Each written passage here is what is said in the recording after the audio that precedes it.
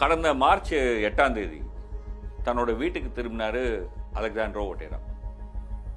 வீட்டில் வந்து பார்த்தா அவருக்கு அதிர்ச்சி. வீட்டு மேலேருந்து கீழே தொலை மாதிரி போட்டு உடஞ்சி கிடக்கு.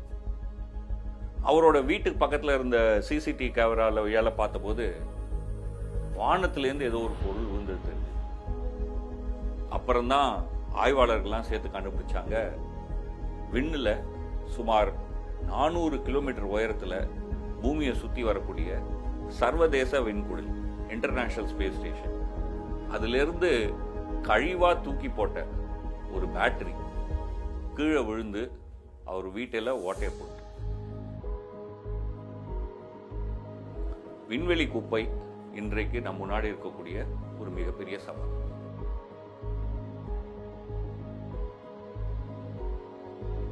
ஆயிரத்தி 1957 அக்டோபர் 4ஆம் தேதி முதல் ராக்கெட் விண்ணை நோக்கி பாய். ஸ்புட்னிக் 1 பூமியை சுற்றி வந்து அதில் பிறந்தது விண்வெளி யுகம். அதுலேருந்து இது வரைக்கும் பார்த்தீங்கன்னா 10,000க்கும் மேற்பட்ட விண்கலங்கள் நம்ம விண்ணுக்கு அனுப்பியிருக்கோம். ஒவ்வொரு தடவை நம்ம விண்கலத்தை வந்து விண்ணுக்கு அனுப்பும் போதும் விண்வெளியில் நிறைய குப்பைகளை போட்டோம்.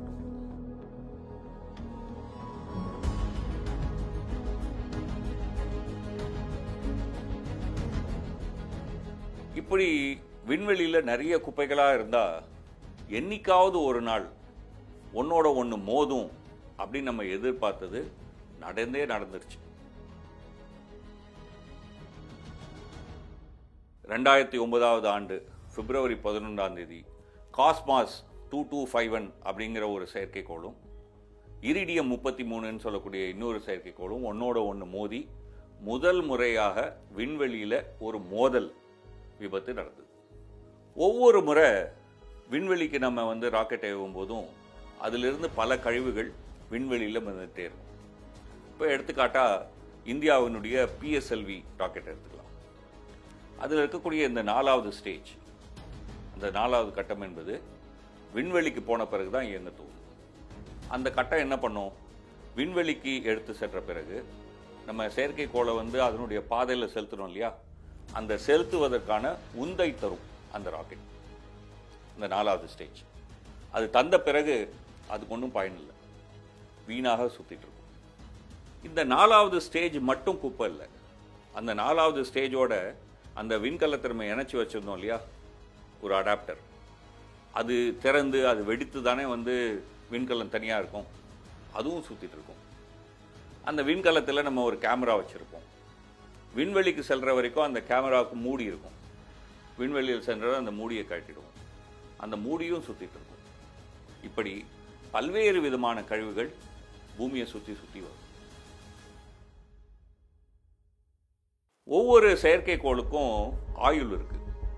அது முடிஞ்ச பிறகு என்ன ஆகும், அதுவும் குப்பையா பூமியை சுற்றி வரும். வான்கார்ட் 2 என்ற அமெரிக்காவினுடைய ஒரு செயற்கைக்கோள் 1958 ஏவினாங்க. இன்னமும் விண்வெளியில் அது குப்பையா சுற்றிட்டு வரும். விண்வெளியில் ஸ்பேஸ் வாக் அப்படின்னு வந்து விண்வெளியில் நடத்தல் அப்படின்னு போவாங்க இல்லையா, சில சமயம் அவங்களுடைய கையுறை கழண்டு வந்துடும், அல்லது அவங்க கையில் வச்சிருக்கக்கூடிய கருவிகள் விண்வெளியில் போயிடும். அவை எல்லாமும் கூட பூமியை சுற்றிக்கிட்டு வரும் குப்பையா. கிரிக்கெட் பந்தை விட பெருசாக இருக்கக்கூடிய கழிவு அப்படின்னு பார்த்தா இது வரைக்கும் 30,000 கழிவுகளை வந்து இனம் கண்டிருக்காங்க. 1 சென்டிமீட்டருக்கு பெருசாக இருக்கக்கூடிய கழிவு அப்படின்னு பார்த்தோம்னா 6,70,000 இருக்குன்னு சொல்கிறாங்க. 1 மில்லிமீட்டரை விட கூடுதலான கழிவு அப்படின்னு பார்த்தானா 1.7 கோடி கழிவுகள் பூமியை சுற்றி வருது. என்ன செய்வது? இஸ்ரோ சில முயற்சிகளை மேற்கொள்றாங்க. முதல் விஷயம், இந்த 4வது கட்டத்தை எடுத்து இஸ்ரோ என்ன பண்ணாங்கன்னு சொன்னால், இந்த 4வது கட்டத்தை விண்ணில் ஏன் வீணாக சுத்த விடணும், அதுலேயே சில ஆய்வு கருவிகளை வைத்து அதையும் ஒரு ஆய்வு நிலையமாக பயன்படுத்தலாமே அப்படின்னு ஒரு முயற்சியை பண்ணாங்க. அதே மாதிரி பாசிஃபைசேஷன் சொல்லுவாங்க, அதாவது செயல் முடக்கம் அப்படின்னு சொல்லுவாங்க. அதாவது அந்த 4வது கட்டத்தில் இருக்கக்கூடிய மிச்ச சொச்ச எரிபொருளை நீக்கிடுறது. அதன் காரணமாக அது வெடித்து சுக்குநூறாக போகாது. PSLVனுடைய C-29வது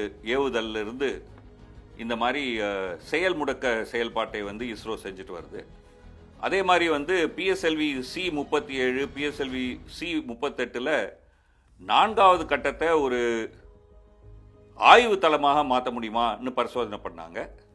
அதுக்கப்புறம் வந்து பிஎஸ்எல்வி C-44 இந்த பரிசோதனை கருவிகளை வைத்து 4வது கட்டத்தையும் பயனுக்கு கொண்டு வந்திருக்காங்க. இந்த மாதிரி பல லட்சம் பல கோடி பொருள்கள் விண்வெளியில் சுற்றி சுற்றி வந்ததுன்னு சொன்னால் அவை ஒன்றோட ஒன்று மோதி இன்னும் சுக்குநூறாகும். அதோடு மட்டுமல்ல, விண்வெளியில் இருக்கக்கூடிய செயற்கைக்கோளோட மோதலாம் இல்லையா, விண்வெளியில் இருக்கக்கூடிய சர்வதேச விண்கூடில் அதில் மனிதர்கள் இருக்காங்க, அதோடையும் மோதலாம் இல்லையா. இப்படிப்பட்ட ஒரு ஆபத்து இன்றைக்கு நம் முன்னாடி நிதர்சனமாக இருக்கு. இந்த சூழலில் தான் சர்வதேச அளவில் இதை பற்றி ஒரு மிகப்பெரிய விவாதம் நடந்து இந்த விண்வெளி குப்பையை கட்டுப்படுத்துவது எப்படி என்று பல யோசனைகளை சொன்னாங்க. அதில் ஒரு முக்கியமான ஒரு விஷயம் வந்து செயல் இழந்து போன, வாழ்நாள் முடிந்து போன செயற்கைக்கோள்களை என்ன செய்யணும்னு சொன்னாங்கன்னா, ஒன்று, ஒரு சரியான திசையில் அந்த செயற்கைக்கோளை செலுத்தினா அது பூமியினுடைய மேல் பகுதியில் உராய்ந்து முற்றிலும் எரிஞ்சு போயிடும். அப்படி செய்யணும். அப்படி இல்லைன்னா ஆழ் விண்வெளிக்கு தூக்கி அடிச்சிடணும். அதாவது பூமி பக்கத்துலேயே இல்லாமல் விண்வெளியில் தொலைதூரம் போகிற மாதிரி அதை வந்து செஞ்சிடணும் அப்படின்னு ஒரு கருத்து வந்து பல லட்சம் துகள்கள் விண்வெளியில் குப்பியாக சுற்றிட்டு இருக்கு. எப்படி வலையை போட்டு மீனை பிடிக்கிறோமோ அதே மாதிரி விண்வெளியில் ஒரு வலையை விரித்து இந்த துகள்கள் எல்லாம் ஒன்றா சேர்த்து அகற்றலாமா அப்படிங்கிற முயற்சிகள்லாம் கூட இன்னைக்கு நடக்குது. இப்போ சர்வதேச விதிகளுக்கும் சர்வதேச அளவில் ஏற்படக்கூடிய கருத்துக்களுக்கும் செவிசாய்ச்சு அமெரிக்காவினுடைய நாசா, இந்தியாவினுடைய இஸ்ரோ, ரஷ்யாவினுடைய விண்வெளித்துறை இதெல்லாம் வந்து அரசு சார்ந்த நிறுவனங்கள் செயல்பட முனைப்பு காட்டுறாங்க. ஆனால் அடுத்த 10 ஆண்டில் சுமார் 50,000 சிறு நானோ செயற்கைக்கோள்களை தனியார் துறை ஏவ போகுதுன்னு சொல்கிறாங்க. தனியார் துறை விண்வெளியில் குப்பை போடாமல் விண்வெளி சூழலை கவனத்தில் வச்சு செயல்படுமா? இது நம்ம முன்னாடி இருக்கக்கூடிய ஒரு முக்கியமான சவால். எப்படியோ 70 ஆண்டுகளுக்கு முன்னாடி நாம் அமைச்ச அந்த முதல் செயற்கைக்கோளிலிருந்து இன்று வரைக்கும் 10,000க்கு மேற்பட்ட செயற்கைக்கோள்கள் அமைச்சிருக்கிறோம். இதன் தொடர்ச்சியாக விண்வெளியிலையும் நாம் குப்பை போட்ட ஒரு சாதனையை படைச்சிருக்கிறோம். இப்போதாவது நமக்கு விழிப்பு ஏற்பட்டு இதிலிருந்து மீள்வோமா? அதான் நம்ம முன்னாடி இருக்கக்கூடிய ஒரு முக்கியமான சவால்.